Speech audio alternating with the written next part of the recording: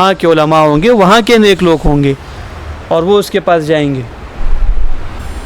اور آخر میں جب یہ اصرار بہت زیادہ ہو جائے گا ان کی طرف سے کہ میں مہدی نہیں ہوں، اور اپنے آپ کو چڑھانے کے وہ تمام تر حربے استعمال کر لیں گے کہ کسی نہ کسی طریقے سے مسلمان میرا پیچھا چھوڑ دیں، تو آخر میں جا کے وہ کہیں گے کہ جی ہاں میں امام. تو امام مہدی یہ سرزمین عرب پر پیدا ہوگا اور عربی زبان اس کی زبان ہوگی، اور اسی کے ساتھ ساتھ آپ علیہ الصلوۃ والسلام نے فرمایا کہ اس کا نام محمد ہوگا، اور اس کے والد محترم کا نام عبداللہ ہوگا، اور ان کی والدہ محترمہ کا نام آمنہ ہوگا، اور وہ آپ علیہ الصلوۃ والسلام کے نسل سے ہوں گے.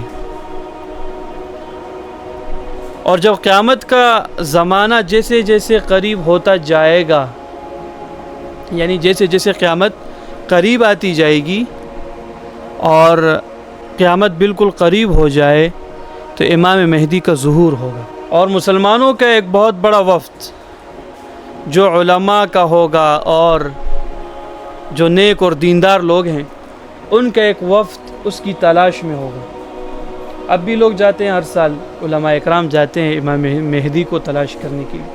تو سب سے پہلی چیز تو یہ ہے کہ وہ خود دعویٰ نہیں کرے گا کہ میں مہدی ہوں، بلکہ لوگ اسے پہچانیں گے اور لوگ اسے کہیں گے کہ آپ علیہ الصلوۃ والسلام نے حضرت امام مہدی کے حوالے سے جو نشانیاں اور جو چیزیں ہمیں بتائی ہے، وہ ساری کی ساری چیزیں اور وہ ساری کی ساری صلاحیتیں، وہ سارے کے سارے صفات آپ کے اندر موجود ہیں. اور وہ انکار کرے گا جب علماء پہچان لیں گے اسے حج کے موسم میں، تو اس سے کہیں گے کہ آپ امام مہدی ہو اور آپ کا نام محمد ہے، تو وہ کہے گا نہیں جی میں تو ایک انصاری ہوں. اور جب لوگ اس کی تلاش میں ہوں گے تو وہ وہاں سے مدینہ منورہ کی طرف چلے جائیں گے تاکہ لوگوں سے بچ سکیں. تو یہ جتنے بھی علماء ہوں گے یا دیندار لوگ ہوں گے یہ مسجد نبوی کی طرف چلے جائیں گے تاکہ وہاں پر امام مہدی کو تلاش کیا جائے. جب وہ وہاں جائیں گے تو امام مہدی وہاں سے بھی نکل جائیں گے اور دوبارہ مکے واپس آ جائیں گے. اور جب دوبارہ مکے میں آئیں گے تو پھر وہاں پر یہ علماء اکرام جو پاکستان، افغانستان، بنگلہ دیش، جتنے بھی مسلم ممالک ہیں یا جتنے بھی ممالک ہیں جہاں پر مسلمان آبادی ہیں، وہاں کے علماء ہوں گے، وہاں کے نیک لوگ ہوں گے اور وہ اس کے پاس جائیں گے. اور آخر میں جب یہ اصرار بہت زیادہ ہو جائے گا ان کی طرف سے کہ میں مہدی نہیں ہوں، اور اپنے آپ کو چڑھانے کے وہ تمام تر حربے استعمال کر لیں گے کہ کسی نہ کسی طریقے سے مسلمان میرا پیچھا چھوڑ دیں، تو آخر میں جا کے وہ کہیں گے کہ جی ہاں میں امام مہدی. تو وہ خود سے نہیں کہے گا، یہ ایک بہت بڑی نشانی ہے. آج کل آپ دیکھ لیں ہمارے لاہور میں آج کل ایک آدمی بڑا گرم چل رہا ہے.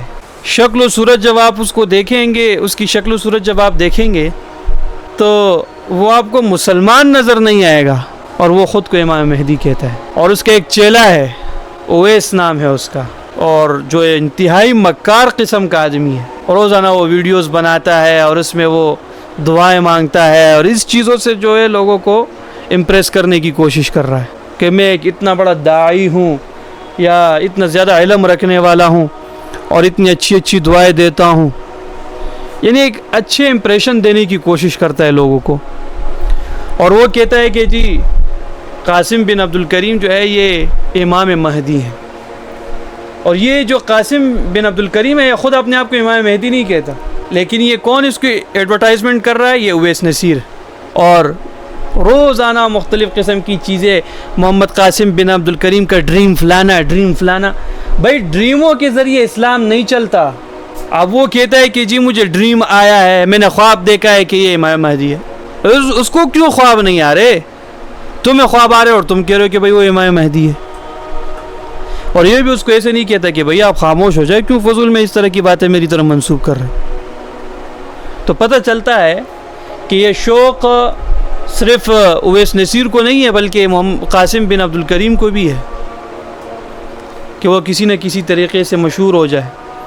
آج کل تو یہی طریقہ نکلا ہے بھائی، اپنے آپ کو مشہور کرنا ہو ایسی حرکت کر جاؤ کہ لوگوں کو حیرانی میں ڈال دو، بس آپ مشہور ہو جاؤ گے. نئی نئی چیزیں جو ہے وہ دین اسلام کے اندر لے کے آؤ، نئی نئی چیزیں. روزانہ کوئی نیا ڈرامہ، نیا شو چھوڑ دو، تم مشہور ہو جاؤ گے.